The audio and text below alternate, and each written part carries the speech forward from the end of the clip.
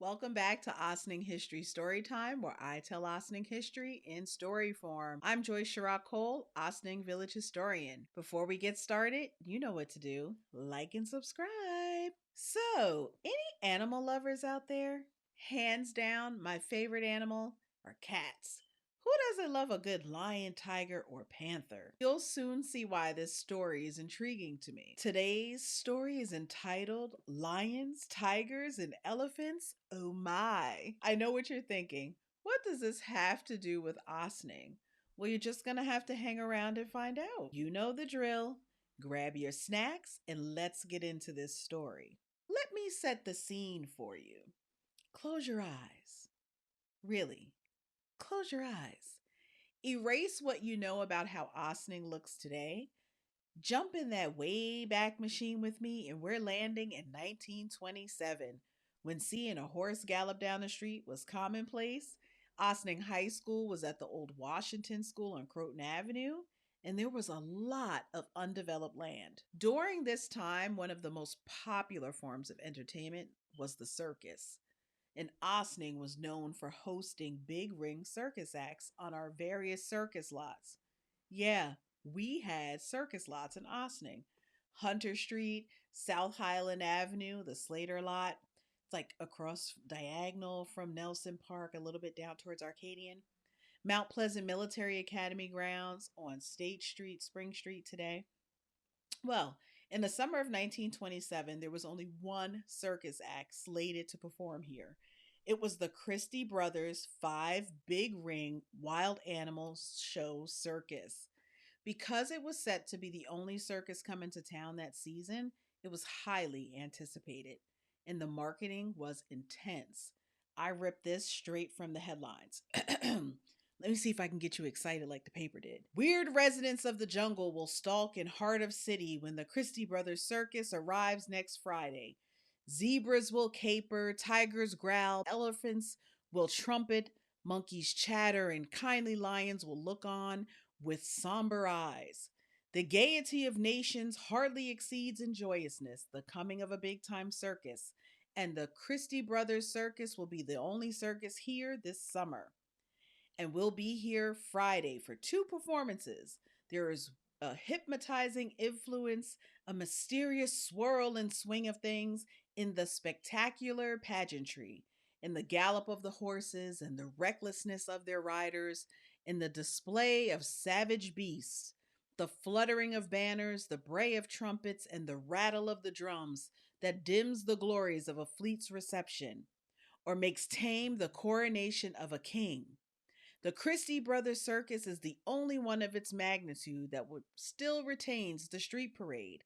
And promptly at noon, the 2 mile long caravan of beauty will leave the circus grounds for a tour of the downtown streets of Ossining. Open dens of wild animals, and an immense herd of elephants, of which Miss Jumbo is the queen, and her trumpeting is law among the elephants. And when any of the elephants start something, Miss Jumbo shows them where to head in and shimmies just a little bit when the big circus band plays a syncopated jazz. There will be an army of really funny clowns whose pantomimic stunts will not only make you laugh at them, but with them. As for the show itself, there is the same old story of unstinted praise to sing for it. Without the shade of dissent, it is reported to be the best show given in the world, under canvas. An army could not be handled with greater precision. There is not the semblance of a glitch. The instant one act nears completion, in one of the five rings, the other is standing at the ring curb, ready to rush in and keep up the pace. The eye is never rested, and in all quarters there is something continually happening. The circus moves along in sections, and each typical of some new form of circus daring or feats of professional accomplishments, calculated to surprise even the old stagers. The sideshows, another great place of interest to all dyed in the wool circus fans, has a myriad of attractions and a vast collection of strange and curious people. There are two performances. The afternoon starts at 2 and the night show starts at 8. Doors will open an hour early so all may have an opportunity to visit the menagerie. How was that? Are you excited for the circus? Okay. So when the circus arrived, it arrived by circus train at our train station. That's pretty cool. And the grand procession made its way through town to settle and set up at the Slater lot over there on the other side of town near Arcadian. Well, Arcadian today. Can you imagine sitting on your porch and an entire parade or a circus of like attractions passes you by? That's pretty cool. So that day, that Friday at noon, as promised, the Christie brothers enticed the entire community with a 2 mile long parade through Osning's downtown streets. A sea of wild animals and sideshow acts were there in a magnificent parade through town. Oh my gosh, that had to be great. It was reported that the afternoon show went on without a hitch and a good time was had by all.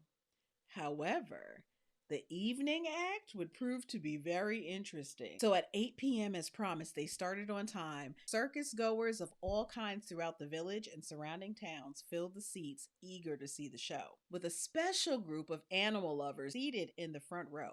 But I'll tell you who they are later. So, right on cue, the ringmaster introduced the next act, headed by 26-year-old lion tamer John Hoffman and his ferocious yet beautiful lions. All seemed to be progressing well with the performance, which was about halfway through when Hoffman, in the cage with the five lions, was putting them through the paces with only a folding chair and a heavy whip as protection. In his act, he used a blank cartridge revolver to roll the lions and snapped his whip to make them leap towards him. At least this is what the paper said. Suddenly, there was an unearthly scream from the lion tamer and echoed instantly by hundreds witnessing the performance when one of the beasts leaped upon the lion tamer's back, knocking him to the floor of the cage. Almost as quickly as it happened, other circus employees opened a door and drove the beast out through a runway back into their wagon. Others rushed to the stunned man and assisted him out of the cage. It happened so quickly that it was almost over before people could even grasp the real danger of the lion tamer's predicament. Many people who had witnessed the incident started to leave the tent, but circus employees reassured them that there was no danger and they should return to their seats for the remainder of the show.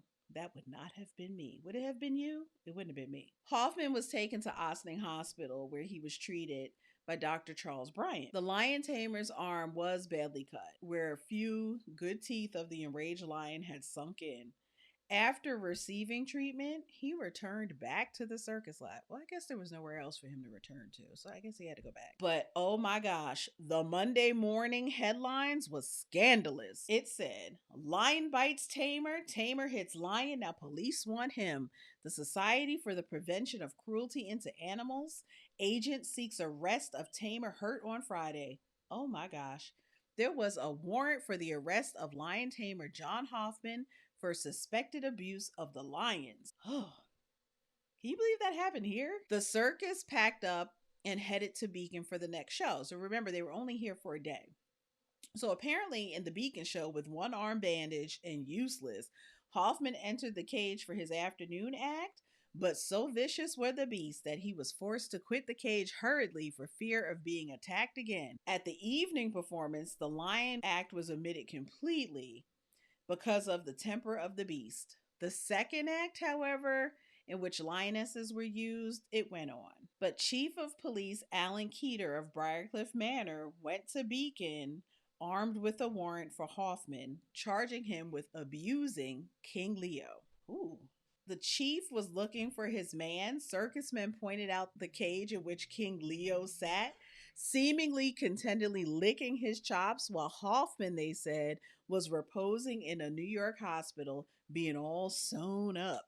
Whereupon Chief Keeter returned to Briarcliff minus his prisoner. Oh my gosh. The SPCA should take such a step against the lion tamer has aroused considerable comment through the village and likewise considerable laughter, owing to the fact that the spectators thought for a moment the lion was going to make short work of the tamer himself and his fellow employees. Ooh. Ooh, that paper was scandalous. The SPCA was so angry at the satire of the paper that they sent in their own account and asked for it to be published. And the account said this: Your account gave the wrong impression of the efforts of the society. The warrant of arrest was not issued because the lion attacked the man and he used any means of defense which he could and would have been justified in doing so, but because from the moment he entered the cage, he started to whip and lash the animals with a heavy whip and jabbed them with a stick with sharp steel tines. One was frantic in his endeavors to escape from the cage and his tormentor. This method worked the animals into a frenzy, and finally, one of the lions in retaliation leaped upon his back and knocked him to the floor. The forked stick was knocked from his hand, and an attendant threw another. It was a wonder the lions did not tear him to pieces. So, remember those people in the front? It was the SPCA. The man did not cry out or fire a revolver as stated in paper's satire, but I do know of people who left the show after the exhibition of cruelty, and there are hundreds of Jack London clubs in the United States whose purpose is to protest against wild animal acts owing to the great cruelty used in their training. And the day is coming when they will not be seen. In your enfeebled effort to be funny at the expense of the Humane Society, whose object is the protection of dumb animals, you make us ridiculous in the eyes of decent and right thinking people. L.C. Thayer, Vice President of the Ossining SPCA. Who knows if the Humane Society ever caught up with Hoffman and the Christie Circus, because I couldn't find that out. But they kept moving every day. And there were plenty, apparently, of reports against him. By the Great Depression, by 1930, the Christie Brothers Circus gave its last performance in Colorado. Well, that's the end of the story. But the moral of this story is don't mess with cats. They are calculated and they will get you back when you least expect it. Oh, also, the SPCA has been doing amazing work protecting animals in Ossining and Briarcliff since the 1800s. Christie also kept his elephants when they closed. When he stopped the circus, he kept his elephants and his horses, and I found out that they were used to help build the Spencer Highway in South Houston, Texas. Isn't that interesting? Oh, also another side fact. My grandfather, Henry Sherratt, was the executive director of the SPCA in Briarcliff in the 70s. So maybe that's where I get my love of animals. Well, that's the end of the story. Thank you for staying with me, and I hope you come back, like and subscribe. You never know what I'm going to talk about.